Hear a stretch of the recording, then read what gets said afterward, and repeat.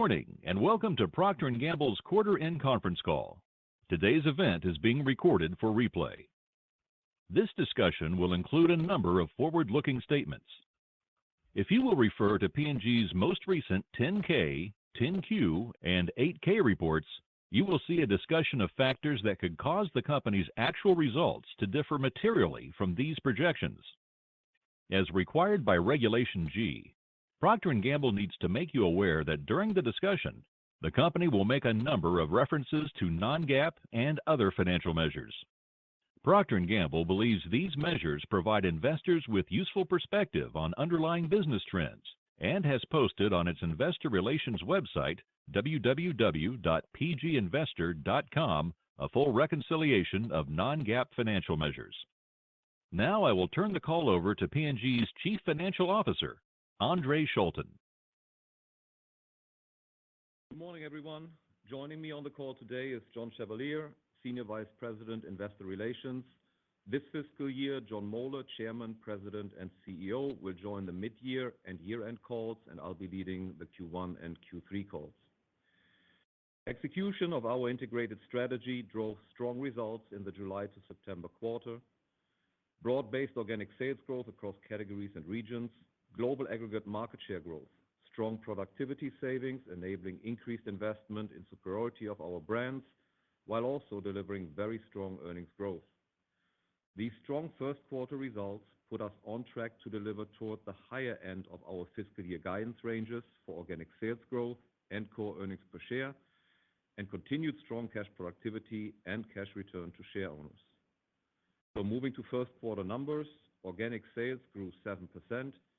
Pricing added 7 points to sales growth and mix contributed 1 point. Volume rounded down to a decline of 1 point with overall modest volume growth outside Greater China. Top-line growth was broad-based across business units with each of our 10 product categories growing organic sales. Home care grew low teens. Personal health care was up double digits. Feminine care, oral care, fabric care, hair care, and grooming each grew high single digits. Baby care and family care were up mid-singles. Skin and personal care grew low singles.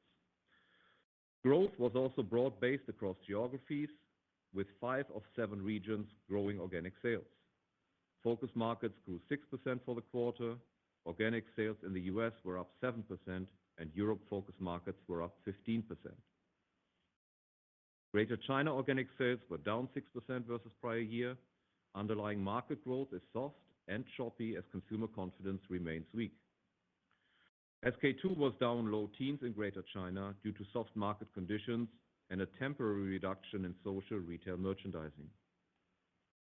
Enterprise markets were up 13%, with Latin America up 19% and Europe enterprise markets up 15%. Shipment volume in the U.S. grew 3% again this quarter, and we returned to volume growth in Europe focus markets. Mexico, Brazil, and India, some of our largest enterprise markets, continue to deliver solid volume growth. These gains largely offset volume declines in the Greater China, Asia Pacific, and European enterprise regions, primarily driven by underlying market contraction. Global aggregate value share was up 40 basis points versus prior year, with 32 of our top 50 category country combinations holding or growing share. In the U.S., all outlet value share was up 50 basis points versus prior year, with 7 of 10 categories holding or growing value share in the quarter. U.S. volume share was up 60 basis points, reflecting 3% volume growth. Value share in European focus markets was up 40 basis points over the past 3 months. Moving to the bottom line, core earnings per share were $1.83, up 17% versus prior year. On a currency-neutral basis, core EPS increased 21%. Core operating margin increased 240 basis points as 460 basis points of gross margin expansion were partially offset by increased marketing investments, wage and benefit inflation, and foreign exchange impacts on SG&A. Currency-neutral core operating margin increased 340 basis points. Productivity improvements were a 210 basis point help to the quarter. Adjusted free cash flow productivity was 97%. We returned $3.8 billion of cash to share owners, approximately $2.3 billion in dividends, and $1.5 billion in share repurchase. In summary, against what continues to be a challenging and volatile operating environment, a very good start to the fiscal year across top line, bottom line, and cash. Our team continues to operate with excellence, executing the integrated strategy that has enabled strong results over the past 5 years, and that is the foundation for balanced growth and value creation. A portfolio of daily use products, many providing cleaning, health, and hygiene benefits in categories where performance plays a significant role in brand choice.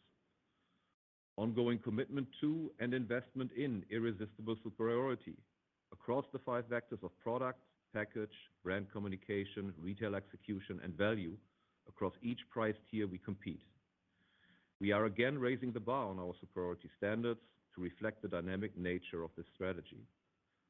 Productivity improvement in all areas of our operations to fund investments in superiority, offset cost and currency challenges, expand margins, and deliver strong cash generation. An approach of constructive disruption, a willingness to change, adapt, and create new trends and technologies that will shape our industry for the future, especially important in the volatile environment we're in. Finally, an organization that is more empowered, agile, and accountable. We continue to improve the execution of the integrated strategy with 4 focus areas: supply chain 3.0, digital acumen, environmental sustainability, and the employee value equation. These are not new or separate strategies. They are necessary elements in continuing to build superiority, reduce costs to enable investment and value creation, and to further strengthen our organization. Our strategic choices on portfolio, superiority, productivity, constructive disruption, and organization reinforce and build on each other. When executed well, they grow markets, which in turn grows share, sales, and profit. We continue to believe that the best path forward to deliver sustainable top and bottom line growth is to double down on this integrated strategy, starting with a commitment to deliver irresistibly superior propositions to consumers and retail partners, fueled by productivity.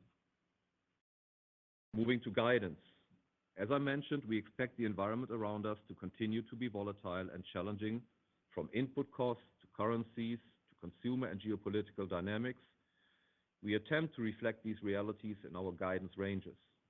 Based on current spot prices, we estimate commodities will be a tailwind of around $800 million after tax in fiscal 24. This is consistent with the outlook we provided in July. However, within this estimate, there have been several moving parts. We've seen incremental relief on some commodities like pulp, which have been offset by higher costs in other commodities such as fuel. Foreign exchange rates have moved sharply against us, and we now expect a headwind of approximately $1 billion after tax, an incremental $600 million impact since our initial guidance for the year. In addition to these impacts, we are also facing higher inflation in wages and benefits, and we expect higher year-on-year net interest expense of approximately $200 million after tax. As we are just 1 quarter into the fiscal year, we are maintaining our guidance ranges for organic sales, core EPS growth, cash productivity, and cash return to share owners, which with each solidly on track after a very strong first quarter. Guidance for organic sales is growth of 4 to 5% for the fiscal year. The range includes a normalization in underlying market growth rates that is likely to occur through calendar year 24 as the market laps the last waves of cost recovery pricing and as market volumes return to growth. For P&G, we expect 3 to 4 points less pricing benefit in each of the next 2 quarters compared to our first quarter results.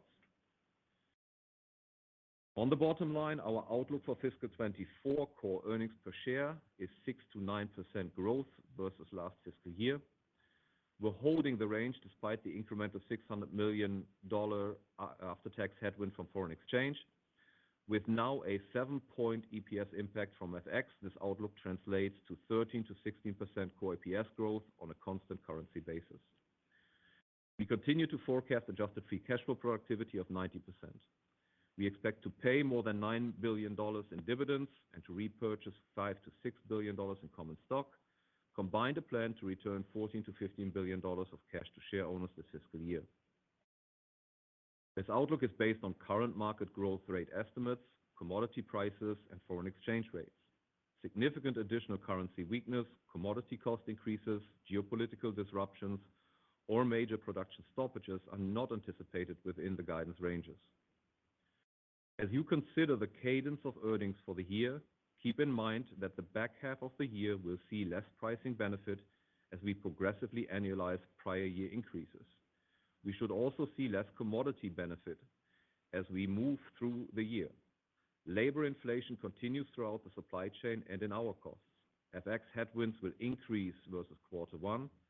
Also, with a strong start to the year, we'll be reinvesting to further strengthen our plans and to maintain strong momentum.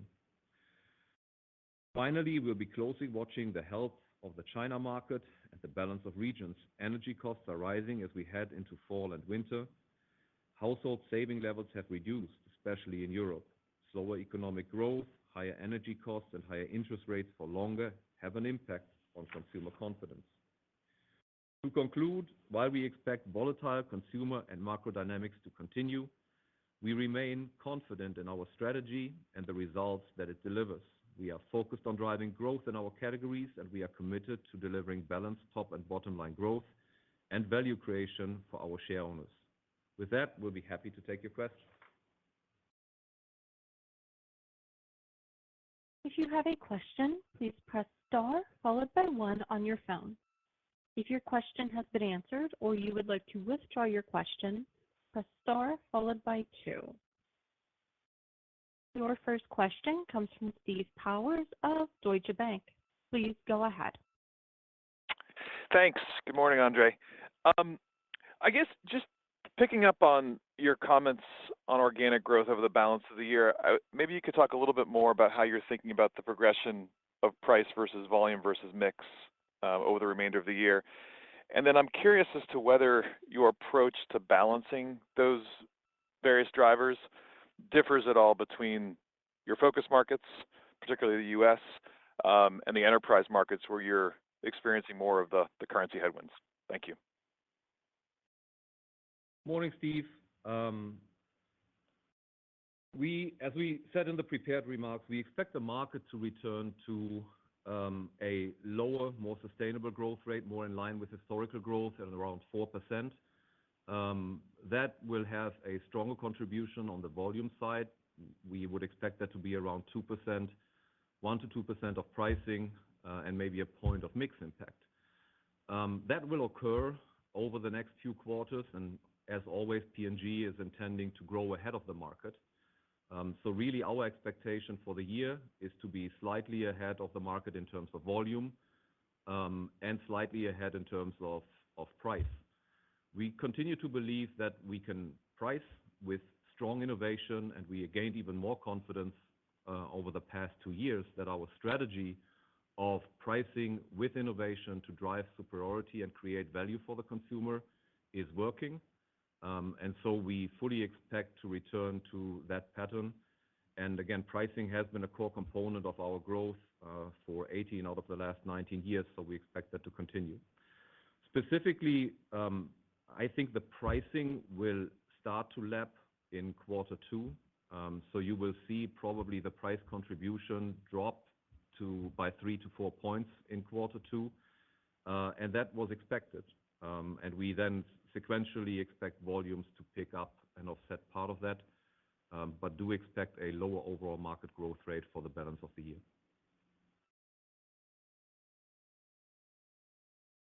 To your second part of the question, enterprise markets versus focus markets, I think the only differential would be foreign exchange, and we'll continue to price for foreign exchange. We've done that very successfully across the world. Turkey is a major example where we've been able to price for the significant devaluation of the Turkish lira, but we are able to grow share, grow sales, grow profit. We'll continue that model. Outside of that, we'll continue to do and drive the same business model we're driving in focus markets, innovate, drive superiority, price, grow markets, and thereby grow sales, profit, and share.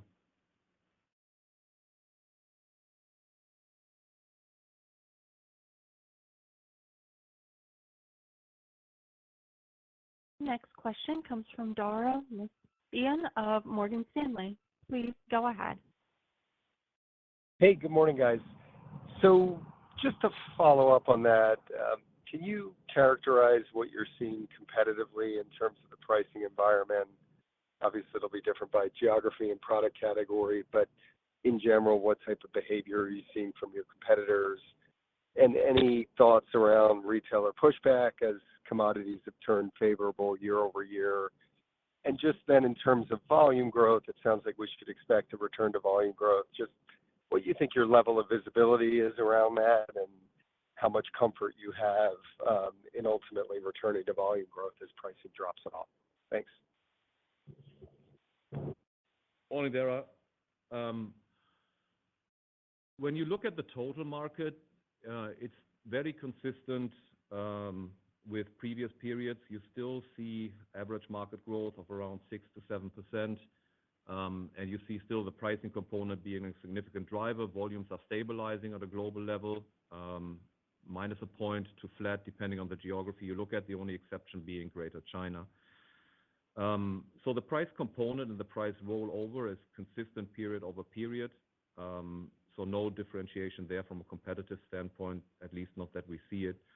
Promotion continues to be, promotion levels, another indicator, continue to be below pre-COVID levels. In the US, for example, volume sold on deal is now at about 29%. Overall promotion levels still index 80 versus pre-COVID.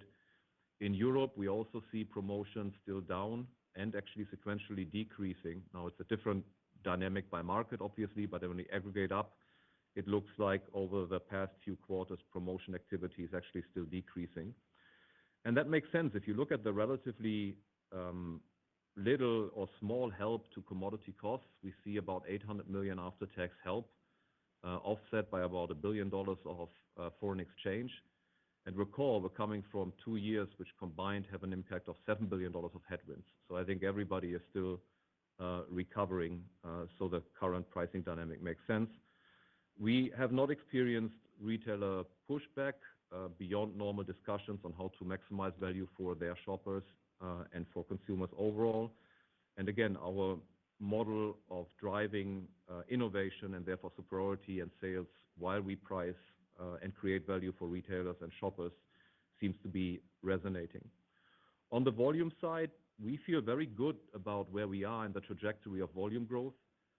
Again, excluding China, we are already seeing volume growth of 20 basis points, sequential improvement in versus the prior quarters, which we would have expected. And again, that's in the context of 7% pricing still flowing into the market. We expect volumes will continue to grow. US strong, as we said, Europe strong, Latin America and India strong. So we continue to see us progressing on that trajectory.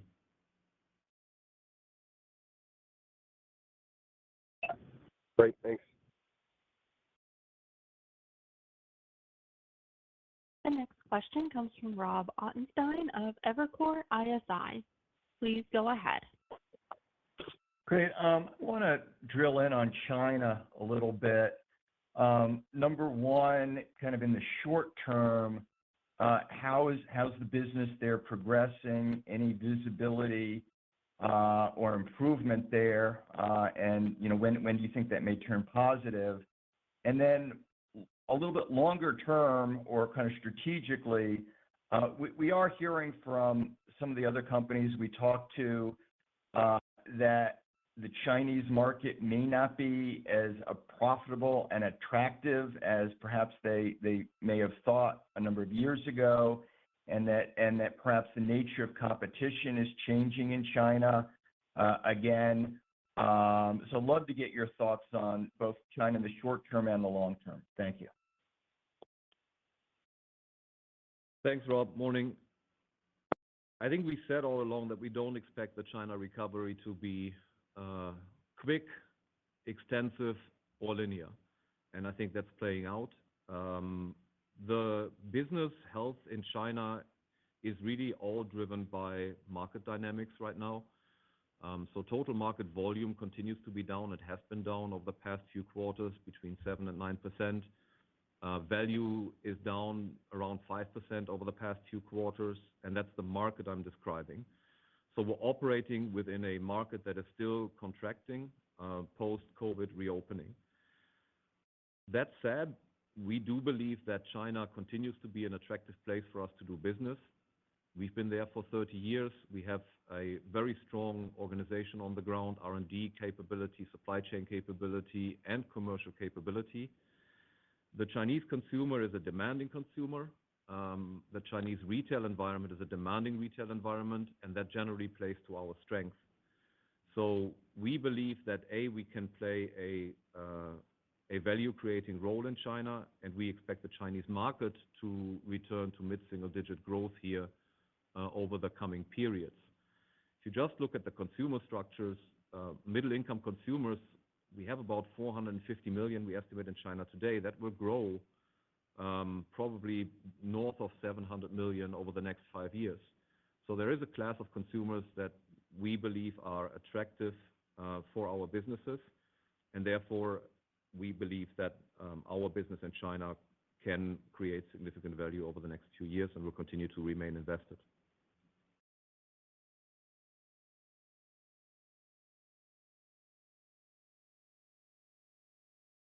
The next question comes from Lauren Lieberman of Barclays. Please go ahead. Great, thanks. Good morning. You'd mentioned the return to volume growth in European focus markets, which is great to see, and obviously market shares have generally held up well. But we started to see some pickup in private label share trends across Europe. You mentioned the European consumer being under pressure. So just kind of curious, maybe some more broad thoughts there on Europe, on market share trends that you're seeing more real time versus what's kind of already transpired in the reported results, more the go forward look on European shares and volume trends. Thanks. Yep. Morning, Lauren. Thank you. Look, the European. Let me focus here on the Western European side because I think that's where your question is relevant.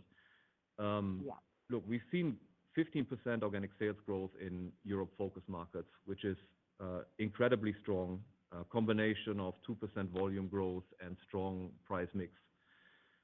We have 40 basis points of share growth across the same geographies, which is very encouraging.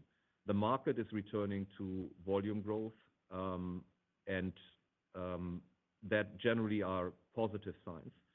Yes, private label shares in Europe are growing. They continue to grow at about an 80 basis points clip month over month. But that still enables us to grow share in the same geographies. And I think that share growth is enabled by a strong portfolio across different brand tiers, across different cash outlays.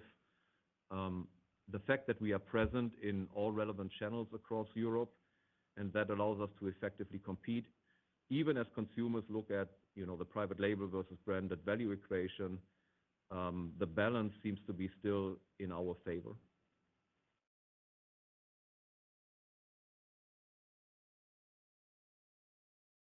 The next question comes from Bryan Spillane of Bank of America. Please go ahead. Thanks, operator. Good morning, Andre. I guess I have two connected questions. One is, if we look at the first quarter and even your commentary about guidance, maybe higher end of the ranges. I know you've talked a lot. You've talked a bit about some of the risks in the market, but just like what's been better so far this year is one question. So just that, and then related to that also, you talked about reinvestment. So if you can just give us some sense of kind of the sizing that reinvestment and maybe where those dollars are going.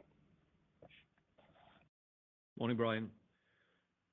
If you look at the first quarter, I think we are encouraged by the combination of factors here on the consumption side. Again, return to volume growth outside of China. We expected China to be choppy, as we said all along. But even with China down, we've been able to grow 7%, and that certainly has been encouraging to us.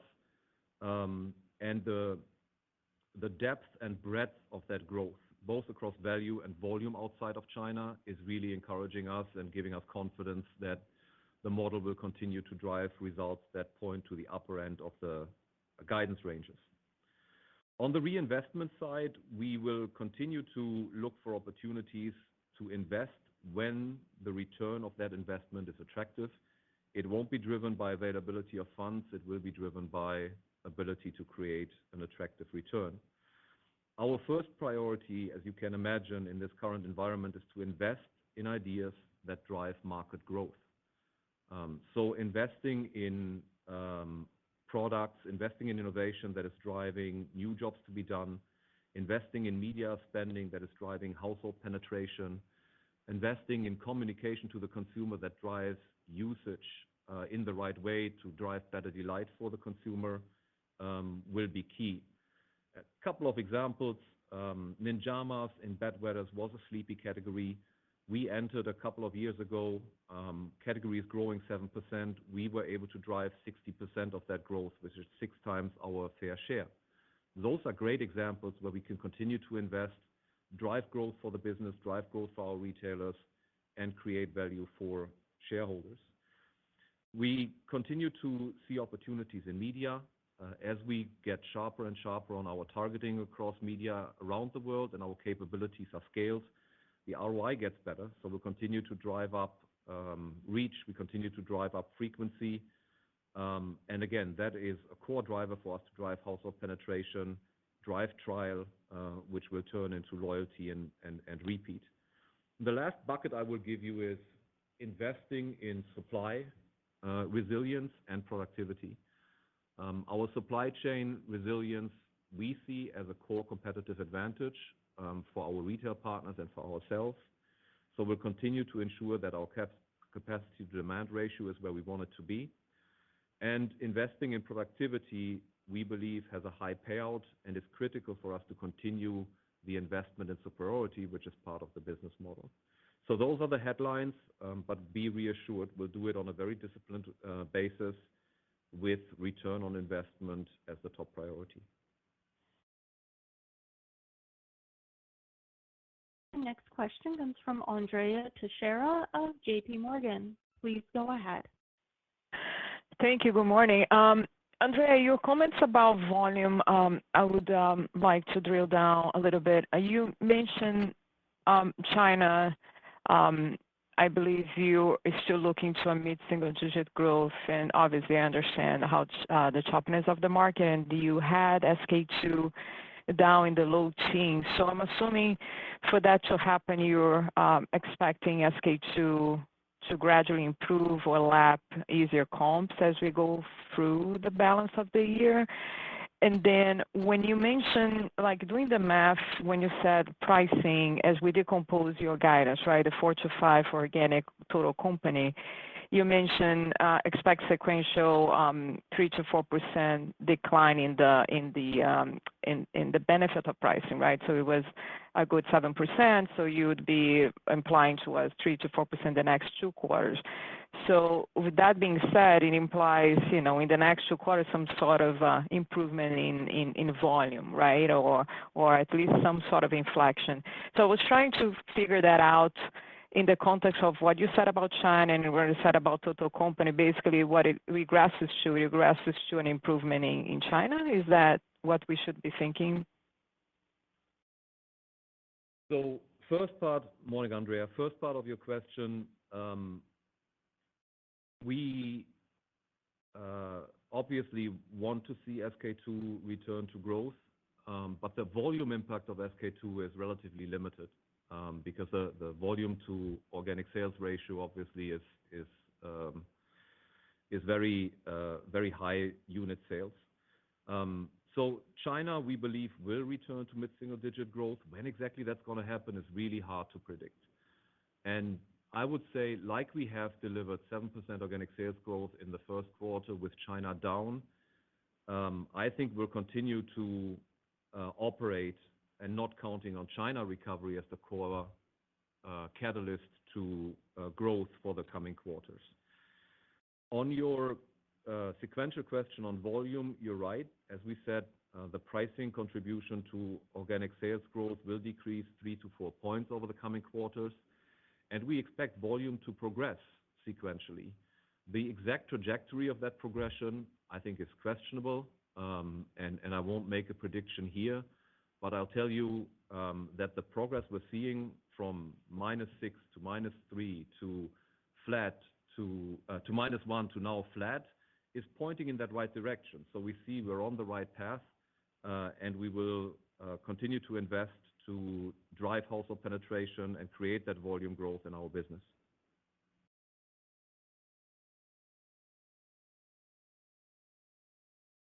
The next question comes from Olivia Tong of Raymond James. Please go ahead. Great. Thank you. Good morning. Andre, you talked about the changes in FX and how you've been able to absorb that into the fiscal year outlook. Can you discuss what's embedded in your outlook in terms of the consumer, the economy, obviously increasing risk or concerns around trade down, slower volumes, and macros in general? So if you could talk about that, and then also your ability, and quite frankly, your agility to switch between spending that is either net to sales versus operating expense in light of potentially volatile conditions. Thank you. Yeah. Thanks, Olivia. Morning. Look, the consumer continues to be remarkably resilient. As we said in the U.S., the consumption levels are actually stable. Our volume share and our value share are growing. And that's true in Europe and in most parts of the world. And I interpret that as our portfolio doing exactly the job that it's supposed to do. And building a portfolio that is grounded in superiority in daily use categories that are non-discretionary, I think is serving us extremely well. We're able to add value, bring value to the consumer, and we are doing that in every tier, not just in a premium tier, but in the mid-tier and in value tiers across the world, which allows us to serve the consumer even as their spending preferences might change. Now, we haven't seen a significant change in their preference yet. If anything, consumers that are choosing P&G products continue to trade up within our portfolio. But you can see our ability to grow in markets even when we see private label shares expand. And so we don't expect a significant change in that profile, and we believe we are well set up to grow even if the consumer feels a bit more of a pinch here going into the fall or winter season. The main intervention for us continues to be investing in innovation and continue to invest in media support to communicate the strength and the value that our brands can provide. We don't see a significant need to drive price promotion. Our focus, if we promote, if we look for in-store support, is really to drive regimen. So we view it as a strategic tool to drive either trial or habit formation, i.e. regimen steps added to the laundry regime or the hair care regime, for example, because that drives incremental consumption. It drives growth for our retail partners and for us. In many cases, our innovation is strong enough to get in-store support, and that's really what we're after. When the product in and of itself generates enough traffic and consumption so retailers want to support it, that's the golden grail we're after.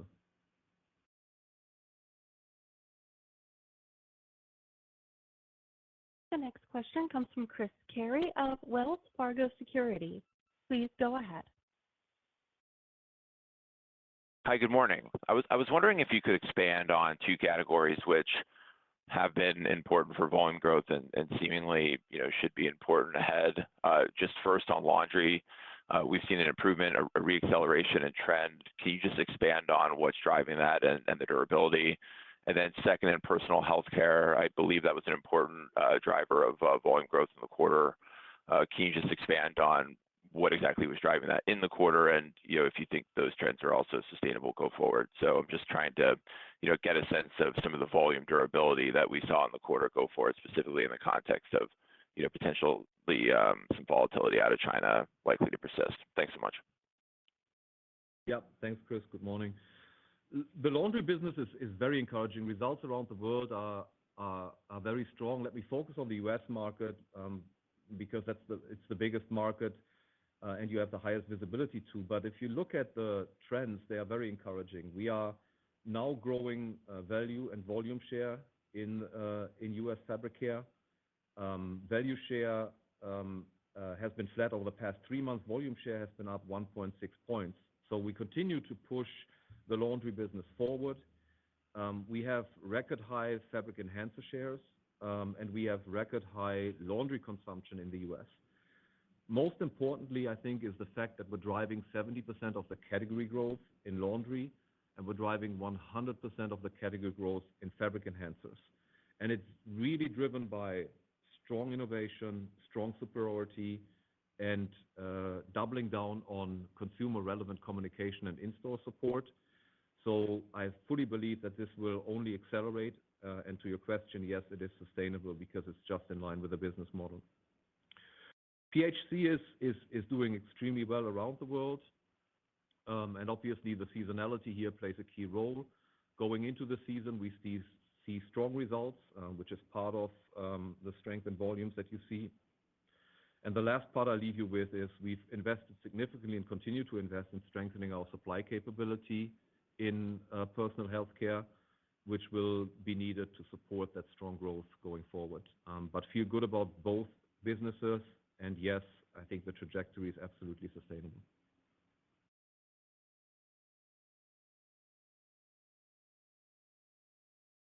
The next question comes from Filippo Falorni of Citi. Please go ahead. Hey, good morning, Andrea. Just a question on gross margin. Clearly very strong, the performance in the quarter, big inflection in terms of the year-over-year increase.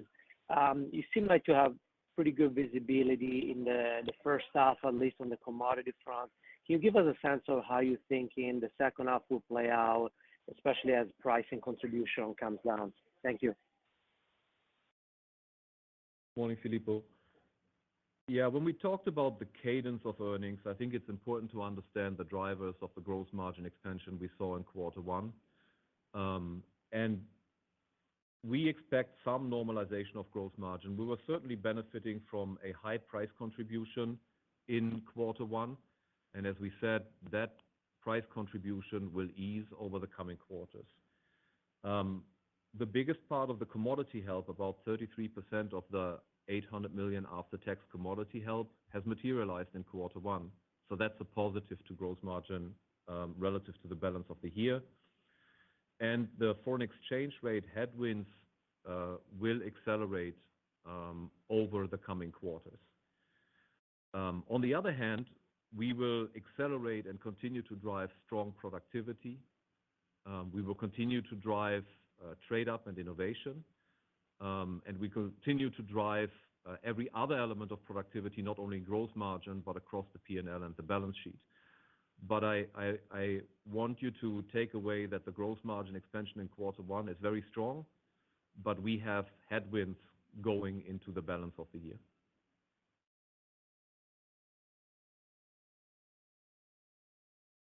The next question comes from Peter Grom of UBS. Please go ahead. Thanks, operator, and good morning, Andre. I hope you're doing well. So I wanted to ask specifically on Latin America, 19% growth in the quarter, very strong. And you may have alluded to this, but are you already seeing a return to volume growth in the region? And then just thinking through the performance in the quarter, can you maybe just unpack what you're seeing in terms of broader category performance versus how much of this growth is a function of share gains? Thanks. Morning, Peter. Look, the Latin America business is on fire, and I think it is on fire because we've chosen, maybe opposite to the market, to double down on superiority. When we saw the need to price for foreign exchange and commodity impacts in Latin America, the team made the choice to double down on innovation and price for the innovation and to offset foreign exchange rate, inflation, and commodities. And that clearly has played out well. We are seeing growth in our categories, and we are seeing share growth in Latin America. The growth is both on the volume side and on the value side in the biggest markets, in Brazil, Mexico, for example. I think the biggest headwind that we have to acknowledge is Argentina, where it's very difficult to make progress at this point in time. given the level of inflation, some constraints in terms of ability to price. So outside of Argentina, I can only paint a very positive picture of the Latin America growth construction. And again, it's grounded in the superiority of our brands, and I feel very strong about the sustainability of that model.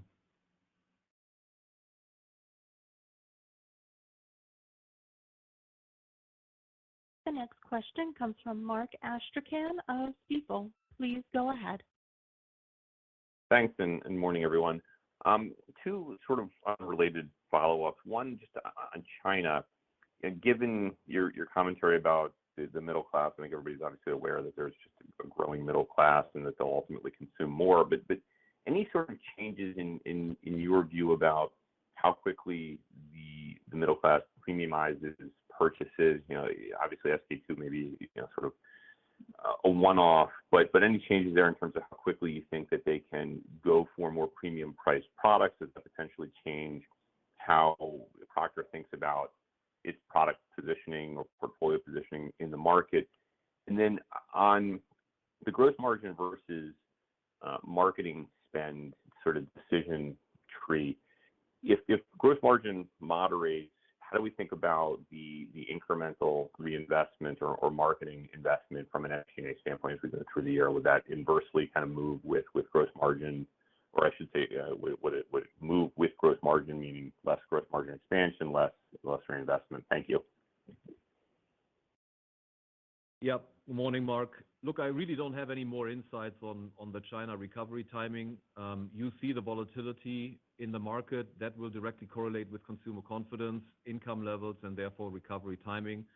I think we're hoping for faster, but we're prepared for longer, would be my answer here. On the gross margin versus marketing spending side, when I say we're ROI driven, I really mean we're ROI driven. So there's no direct correlation between availability of funds and investment levels. If we continue to see strong response to the marketing spend increases that we deliver in quarter one, I think there's a strong incentive for us to continue that level of investment. I also expect that our gross margin expansion and our overall growth contribution availability will continue to enable us to drive strong innovation and drive strong support of those innovations. That's part of the business model. That's why, again, it has to be a combination of driving very strong productivity to reinvest in superiority, to grow markets, and we have to keep that cycle spinning.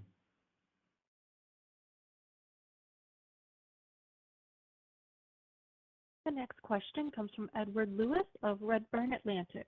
Please go ahead. Yes, thanks very much. Another strong quarter in the U.S., seeing both volume and value growth. Just looking back at 2020, when we were dealing with obviously a lot of COVID headwinds, you were talking about growing about 4 to 6% as a sustainable rate of growth in the U.S. In light of all that's gone on in the past few years and seeing where we are in the U.S. at the moment with the consumer, are you still comfortable with that range over the longer term? Look, I won't give you guidance on a market-by-market basis. I think what is proving out is that the business model we're driving in the U.S. is very successful. If we are successful in continuing to drive market growth, that will continue to drive sales ahead of that market growth for us, while being sustainable because we create business instead of taking business from somebody else. If that model is successful, which I believe it will, I feel very strongly about the growth prospects of the U.S. And again, we're doubling down in every dimension of superiority. We're doubling down in every dimension of market execution. So my overall confidence in the U.S. market capability and growth trajectory is very high.